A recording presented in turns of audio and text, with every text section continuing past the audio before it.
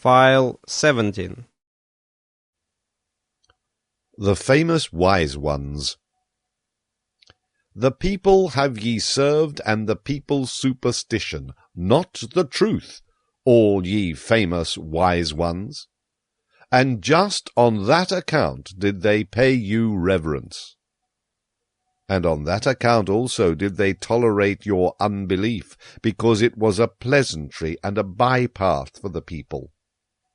Thus doth the master give free scope to his slaves, and even enjoyeth their presumptuousness. But he who is hated by the people, as the wolf by the dogs, is the free spirit, the enemy of fetters, the non-adorer, the dweller in the woods. To hunt him out of his lair, that was always called sense of right by the people.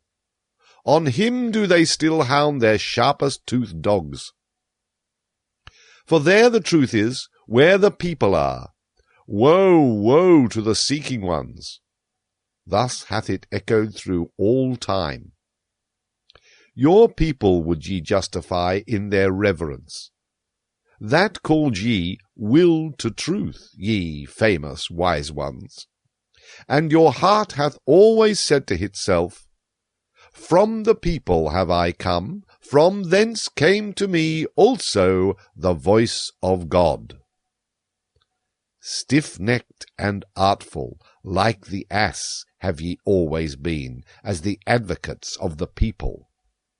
And many a powerful one who wanted to run well with the people hath harnessed in front of his horses a donkey, a famous wise man.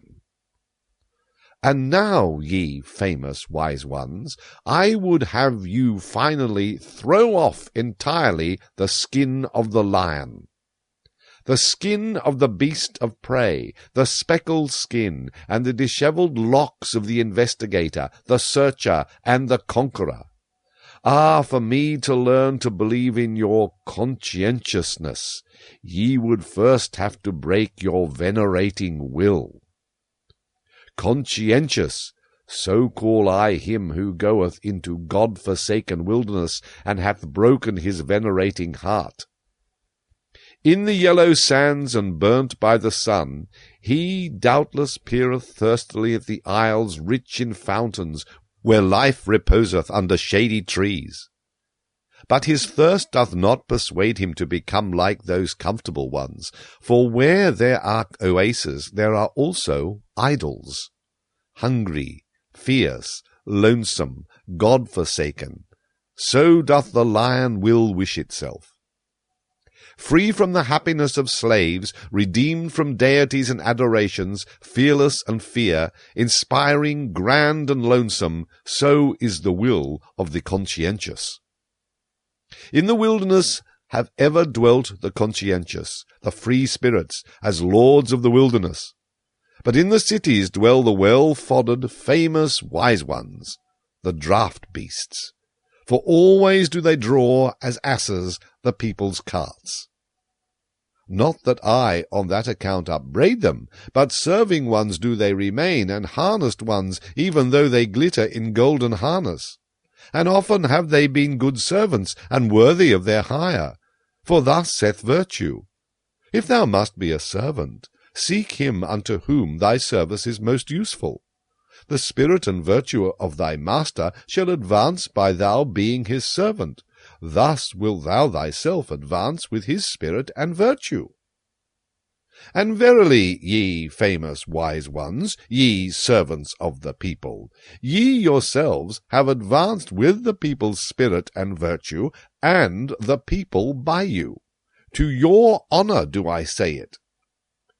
But the people ye remain for me, even with your virtues, the people with purblind eyes, the people who know not what spirit is.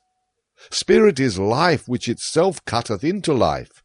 By its own torture doth it increase its own knowledge. Did ye know that before?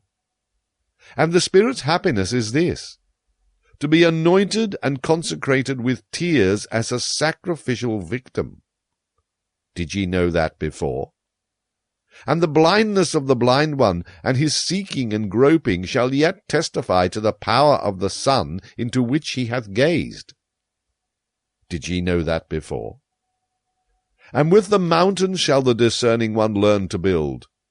It is a small thing for the spirit to remove mountains. Did ye know that before?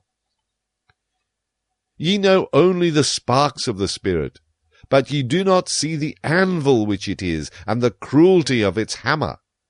Verily, ye know not the Spirit's pride, but still less could ye endure the Spirit's humility, should it ever want to speak. And never yet could ye cast your spirit into a pit of snow.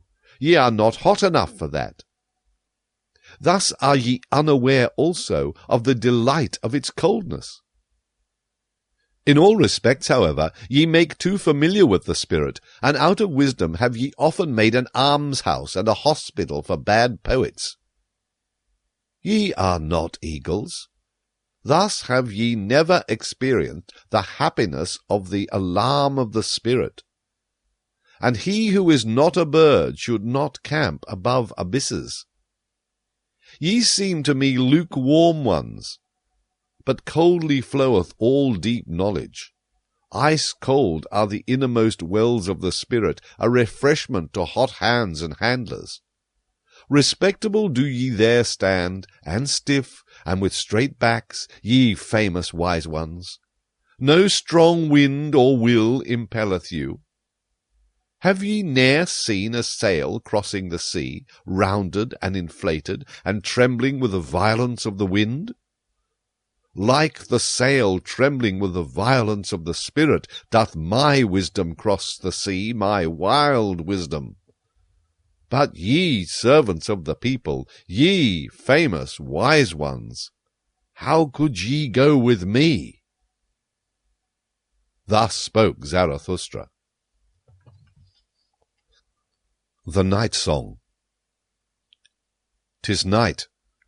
Now do all gushing fountains speak louder, and my soul also is a gushing fountain. 'Tis night. Now only do all songs of the loving ones awake, and my soul also is the song of a loving one. Something unappeased, unappeasable is within me. It longeth to find expression. A craving for love is within me, which speaketh itself the language of love. Light am I. Ah, that I were night! But it is my lonesomeness to be begirt with light. Ah, that I were dark and nightly! How would I suck at the breasts of light! And you yourselves would I bless, ye twinkling starlets, and glowworms aloft, and would rejoice in the gifts of your light. But I live in mine own light. I drink again into myself the flames that break forth from me. I know not the happiness of the receiver, and oft have I dreamt that stealing must be more blessed than receiving. It is my poverty that my hand never ceaseth bestowing. It is mine envy that I see waiting eyes and the brightened nights of longing. Oh, the misery of all bestowers! Oh, the darkening of my sun! Oh, the craving to crave! Oh, the violent hunger in satiety! They take from me, but do I yet touch their soul? There is a gap twixt giving and receiving, and the smallest gap hath finally to be bridged over. A hunger ariseth out of my beauty. I should like to injure those I illumine. I should like to rob those I have gifted.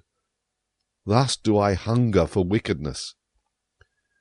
Withdrawing my hand when another hand already stretcheth out to it, hesitating like the cascade which hesitateth even in its leap, thus do I hunger for wickedness.